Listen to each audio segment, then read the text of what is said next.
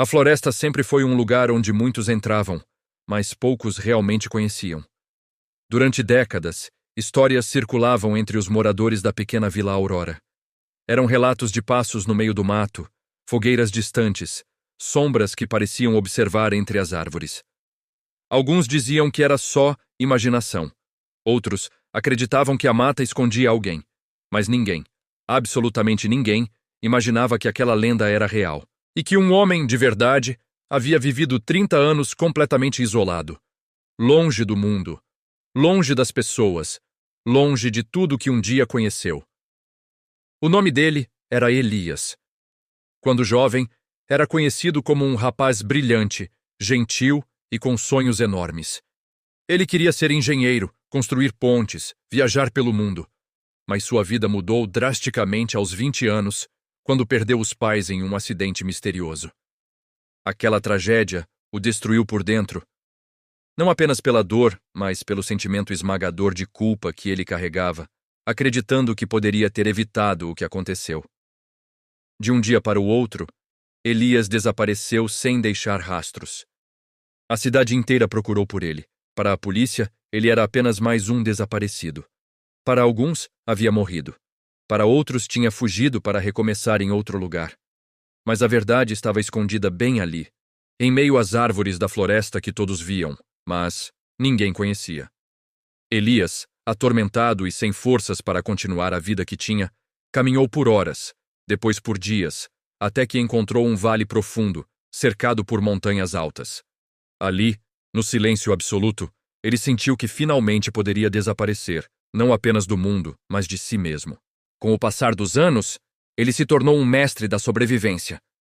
Aprendeu tudo, como caçar com armadilhas, como fazer fogo sem fósforos, como purificar a água dos rios, como evitar os predadores que rondavam à noite. Ele construiu uma cabana de madeira usando troncos caídos, forte o suficiente para aguentar as tempestades. Criou um abrigo subterrâneo para sobreviver ao frio extremo dos invernos rigorosos. E, acima de tudo, ele encontrou na solidão um lugar onde finalmente podia respirar, longe das memórias que o assombravam. Mas a floresta, com sua beleza silenciosa, também era cruel. Ele enfrentou tempestades violentas que quase destruíram seu abrigo. Sofreu com doenças que precisou curar com ervas e conhecimento empírico. Passou fome em épocas de escassez e sentiu o medo paralisante de estar completamente sozinho. E mesmo assim, ele não voltou. A verdade que ele deixou para trás era dolorosa demais para ser encarada. 3 décadas se passaram. O mundo mudou. A tecnologia avançou. Pessoas nasceram e morreram. Mas para Elias, o tempo era marcado pelas estações. Até que, em uma manhã de outono, algo aconteceu. Algo que quebraria o silêncio de 30 anos. Enquanto ele observava o rio, como fazia todos os dias, ouviu um som que não escutava há muito, muito tempo. Uma voz humana. Era fraca, quase um choro, e vinha de dentro da mata. Por um momento ele hesitou. Voltar a ter contato com alguém era quebrar a promessa que fez a si mesmo. Mas sua humanidade, enterrada sob anos de isolamento, falou mais alto. Seguindo o som, ele encontrou uma menina de cerca de 8 anos, perdida, tremendo de frio e medo, coberta de sujeira e com um tornozelo visivelmente machucado. Ela havia se afastado da família durante uma trilha e não sabia como voltar. A menina o olhou assustada. Aquele homem à sua frente parecia selvagem, com uma barba longa e cinzenta, cabelos desgrenhados e roupas improvisadas de couro. Mas os olhos dele eram bondosos. E então, com a voz falhada pelo choro, ela perguntou: "Você é o guardião da floresta?" Elias, que há anos não falava com ninguém, sentiu a garganta arder. As palavras custaram a sair. "Não, eu só estou aqui", conseguiu responder. Ele cuidou da menina com uma gentileza que nem ele lembrava que tinha. Limpou o ferimento, deu a ela frutas silvestres e água fresca. Passou a noite em claro, vigiando perto da fogueira, garantindo que nada de mal acontecesse. Na manhã seguinte, ele tomou uma decisão. Iria levá-la até uma trilha conhecida, mesmo sabendo o que isso significaria. Ele seria visto. Seu mundo secreto chegaria ao fim. Quando entregou a menina aos pais, que choravam de alívio, Um grupo de bombeiros e voluntários se aproximou. Eles ficaram em choque. O homem à frente deles parecia uma figura saída de outra época. Mesmo assustado com a multidão, Elias permaneceu em silêncio, pronto para correr de volta para a mata. Mas a menina correu até ele e o abraçou com força. E naquele instante, todas as barreiras, todas as defesas que Elias construiu por 30 anos, simplesmente se quebraram. Ele chorou e deixou que o levassem de volta para a cidade. A notícia se espalhou como um incêndio. O homem que viveu 30 anos na floresta é encontrado vivo.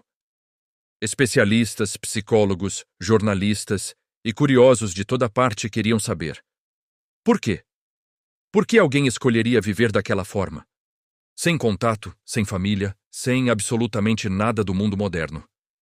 Elias permaneceu calado por dias, sobrecarregado por tantos rostos e vozes, até que decidiu falar.